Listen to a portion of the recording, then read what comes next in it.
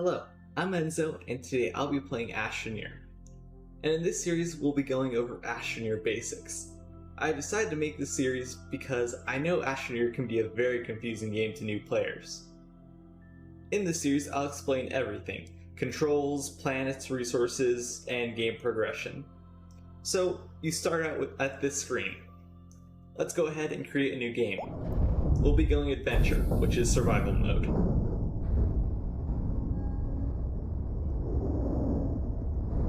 You're launched down onto the planet, and you have absolutely no way of controlling where you go.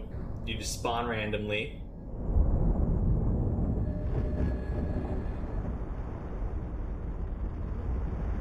I actually like the spawn.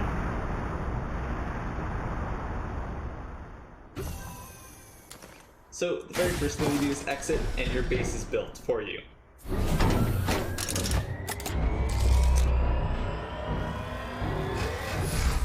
Now, this game has missions to guide you through the entire game, but they aren't usually helpful, so I'll be explaining everything along the way. Astroneer is a base building game set in space where you have to survive and stay connected to oxygen the entire time. There is actually a way to beat the game, or an end game goal, and that is to activate all the planets and synchronize them. I can't really explain it that well until we do it at the actual end. This game was originally meant for mouse and keyboard, not controller, so it's pretty interesting. We'll start with left trigger. This is a very important one to know. This is what draws out your cursor. Yes, you do have to have a cursor in this game to be able to do most things. Right trigger, we can't use it yet. If you use it, you just point, but that's what you can pick up and activate things with. Y is one of your most important buttons, and that's examine or use. A is used to select and accept things, like in that menu. So what do we want to do first? Your very first task is move the oxygenator onto your base. What the game wants you to do is go ahead and hold Y to unbox it, and from here you have a few options. You can go ahead and select LT, or even just right T if it's focused on the object. Turn, and hit RT again once it's kind of clicked into place. And you have an oxygenator. The oxygenator is what allows you to use tethers. Basically, tethers won't get an oxygen source if there is not an oxygenator. We also get a small printer. You can go ahead and pick this up and move it next to your base. I'll explain power cables here too. These are power cables, or cable plugs. To use these, you have to select LT and open up your cursor, and use RT to move the cable. You can go on any side of the small printer. We'll get to more advanced cable placement later. But you don't really need the small printer just yet. This is for the mission. The missions do kind of guide you through the game, but more importantly, they give you really good rewards most of the time. Like this, we get bites. Bytes are used in here. I hit the back button on my Xbox controller. This menu is what allows you to research all your new stuff. Now, we only have 500 bytes, so we can't get anything too important. Missions will tell you what to research, but I'll also go over what I like to research first. Anyways, let's go ahead and pick up those tethers. How do we do that? You can just hit RT and X. X automatically puts the item in your inventory. Let's go ahead and explain the backpack.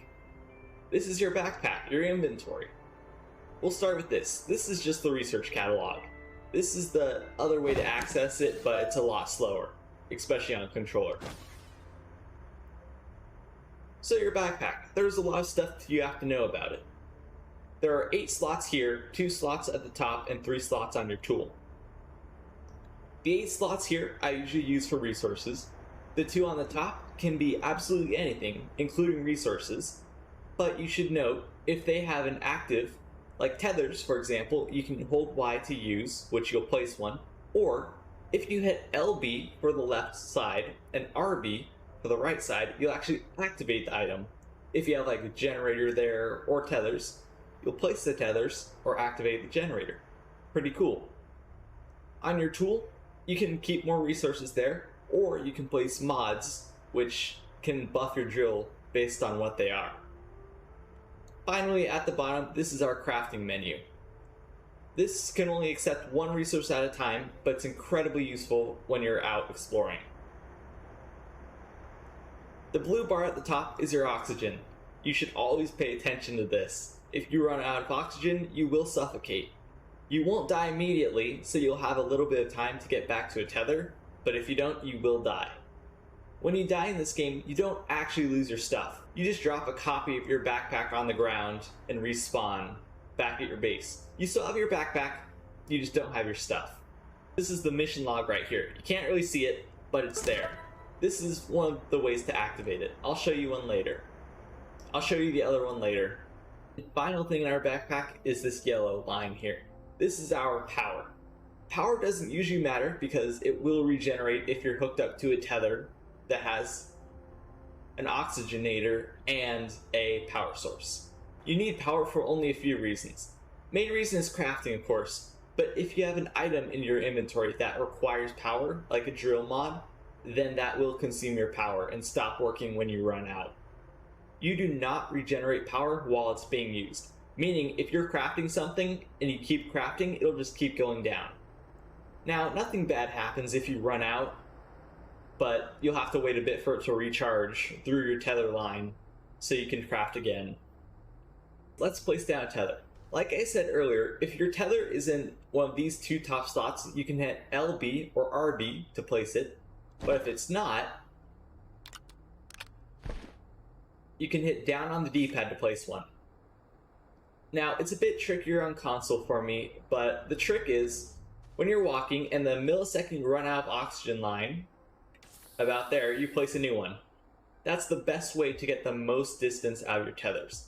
It takes a long time to master, and I still haven't gotten good at it in this version, but I'll try. Over here, one of the most important parts about this game is familiarizing yourself with the resources. This is called compound. It's a basic resource you find on every planet, and it is one of the most useful. So your goal in this game is to definitely start mining compound. Compound's also used for tethers, which means you can make more tethers and explore further. When you mine, you dig up the resource. You have to always look around because there might be a little bit left sometimes, but once you've collected enough in your tool, as you can see, it's kind of building up. As we mine even more, I'm holding LT here to zoom out, it'll fill up and you'll get compound. The first mission wants us to get 4 compound, so we'll do that. I've dug myself into a hole. Now this is normally okay, you just have to make sure you can get yourself out. Now we have a bunch of compound. There's a pretty simple trick to getting out of holes. If you have a decent angle like this, you can actually just spam A to jump and get out. While we're here, we can go to a more advanced thing. So you can hit RT to select, but you see this object, it's a bit too big. You can't put it in your inventory. So if you hit X to try to put it in your inventory, you'll carry it instead. When you're carrying something, you have limited mobility and you can barely jump. You also can't select other items. You have to either hit X to drop it or RT to pick it up and put it somewhere new. Anyways, I recommend turning in the missions as soon as possible. This gives us a soil canister. These are actually pretty neat. When you dig, you don't actually collect the soil that you dig to. All this terrain here, that's soil. Pretty neat, huh?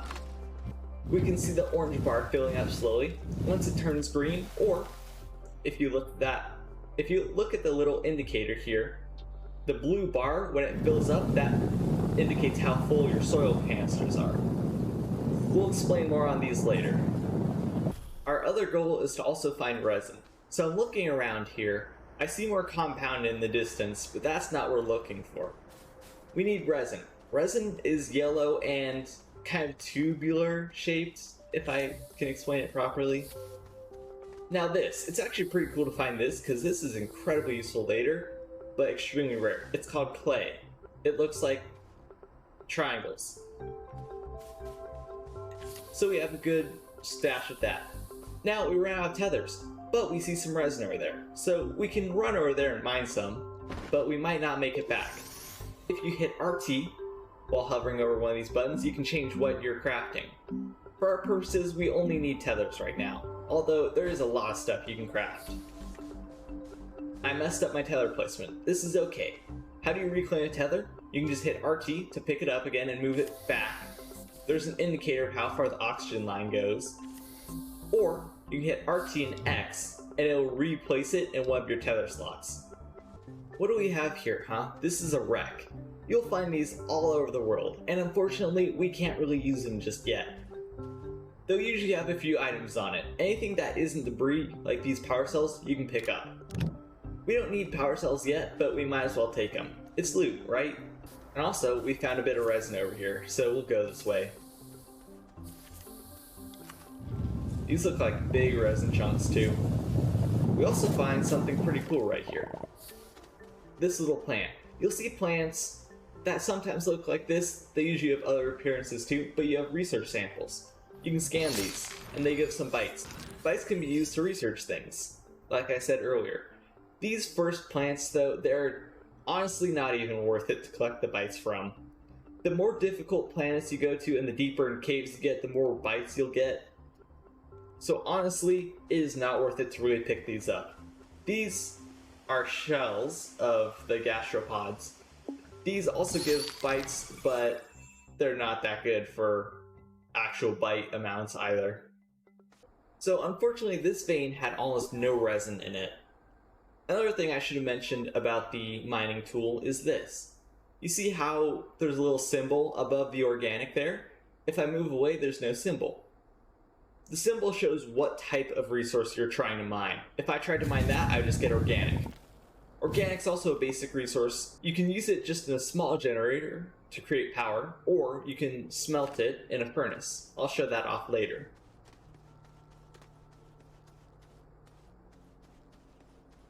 Say we're done over here. Since there is actually nothing else, I want to take my tethers back. You can do the same RT and hit X trick to take all your tethers back. This is, well, inconvenient, but good for my video. We have a little chasm here. How do we get over it? Well, now that we have a soil canister, and it's very important, you need a soil canister to do this. Soil also lets you build stuff. So if we zoom out a bit here, you can also use the right stick to zoom out however much you want. It's pretty convenient most of the time.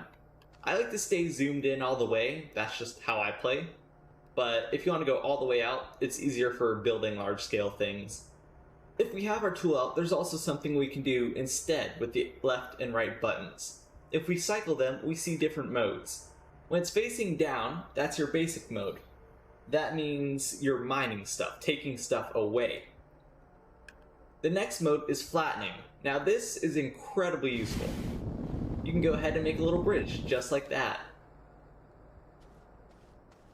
And the next mode is raise. So we're not exactly happy with that, are we? Let's raise the ground a little bit. That worked. And we go back to mining. And the larger the resource spikes are, the more material you'll get out of them. Pretty self-explanatory, but I thought I should just say it instead. We got our resin. But you might have also noticed, there's one, these weird things in the trees. These are also research items. Now, it looks like I must have mined under that tree and broken it, so it just kind of stayed there. These are the exact same things as the cubes we found earlier. Another thing I can talk about is if you hit right on the D-pad and you hold it, you can use the right stick to kind of move between these three. You can go to the mission log, the research catalog, or more importantly, the compass. This is what I recommend having. Now, once you've selected something, if you hit the right D-pad again, it goes away, or it reactivates. The compass is an incredibly useful tool, and I'll explain the little symbols you find as we go. That purple thing is one of the gates we're looking for, but it's going to be a very long time until we go and activate them all. So don't worry about it for now. But we also see a blue symbol with a house. That's, well, our base. Pretty convenient for finding your way back home. I wish they added this way earlier than they did. I can't tell you how many times I've lost my house in this game. Now that we're back, we can claim our stuff. Oh wow. That gave us the oxygenator blueprint for free, which is pretty convenient. And that's why I heavily recommend always looking at missions. You will actually get a lot of schematics and stuff for free. This gave us some medium platforms and a medium storage. Just like before what we did with the Astroneer, you can go ahead and unpack these. My controller's stick drift, so if I even slightly point it down, it'll keep on going. Nothing I can really do about that. Anyways, what do you use these platforms for? Well, let's go to the small printer. I know what it wants us to do. We need to make a medium printer. That's the first item that comes up. While that's printing, let's go ahead and place these platforms somewhere.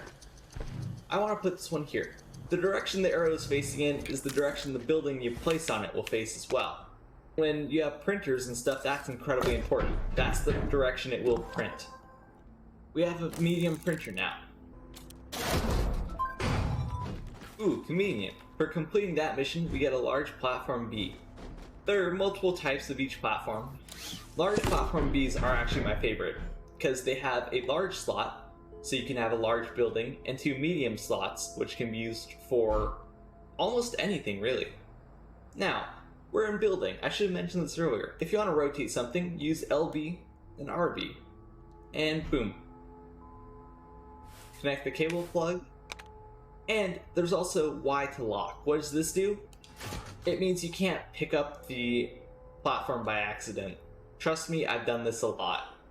However, it does mean you can still pick up stuff off of it, even buildings. So just be careful where you aim. But the game doesn't do a very good job of guiding you through how to play it. But the first thing it wants you to do, collecting 4 resin and 4 compound, is make something in the medium printer. Very specifically, you want a research chamber. This is incredibly important. This is one way to get all of your research bytes. Printing's taking forever, and that's for a good reason. Let's take a look at this cable plug. The reason our printer is printing so slowly is because it's red. If it's ever red, that means we need power. If it's above that line in the middle and it's yellow, that means we have plenty of power, or we're making too much. If it's exactly at the line in the middle, that means you have just enough power. One thing we can do is in this crafting menu here, you can also just use the D-pad. I kind of forgot about that. We'll cycle, let's find a small generator and hit A to craft it. Now, the annoying thing is that this is actually going automatically, but we can deactivate it with LB. This is one of the things you can turn on or turn off using LB or RB. And it's convenient, we can actually place it on a platform. Now, small generators, you can actually just place on their own. And they'll give you cable plugs. And we can plug it in. It went to the front for some reason, but that's okay. Now, if we hit Y again... Oh, never mind. Well, I meant to use that, but we'll use it again in a second. So now, let's unpack this.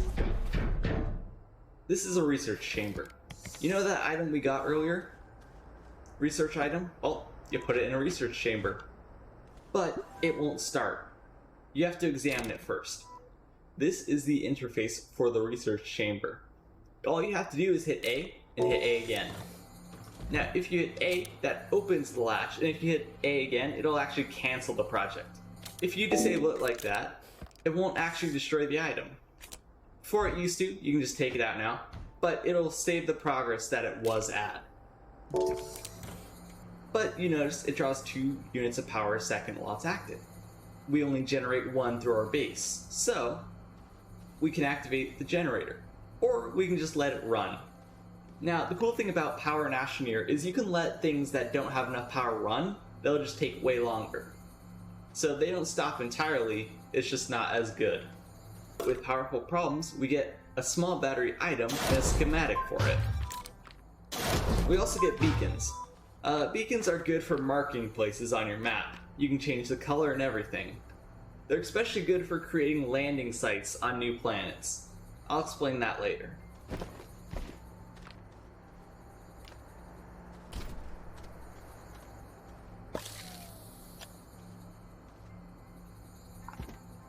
So let's build something real quick. We have a spare platform and a spare medium platform here. So let's take these. Let's place that, let's lock it so we don't move it by accident. Plug it in, plug that into the printer. And then let's take this medium storage. These are unique because you can store 8 items in 2 slots, like this. Now you can hit Y to open, expand, or Y to collapse them, which makes them incredibly convenient. So what do you do then? Let's take the battery. Although the battery does have power plugs on its own, I much prefer to put it on a platform like this. Now the game didn't really let me place it where I wanted to, but that's alright. Let's take that generator now, place it there, let's turn it on. Now that we create way too much power, it'll actually start storing it in the battery, creating a system where you can turn off and on the generator whenever you want to. You don't even have to turn it off, you can just leave it on and waste power, and that's what I do, but it doesn't really matter. These only cost organic, and organic is, well, everywhere around you.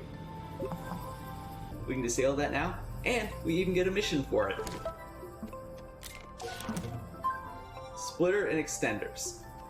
These are both power items that I'll be using later on. This series is made to teach new players how to play Astroneer and, well, at least what I do to get through the game. We'll be progressing only a little bit through each episode, but I want to explain in great detail exactly everything to do in this game. Anyways, I hope you guys enjoyed, and thank you for watching as always. This is Enzo from Look Into Gaming, signing out.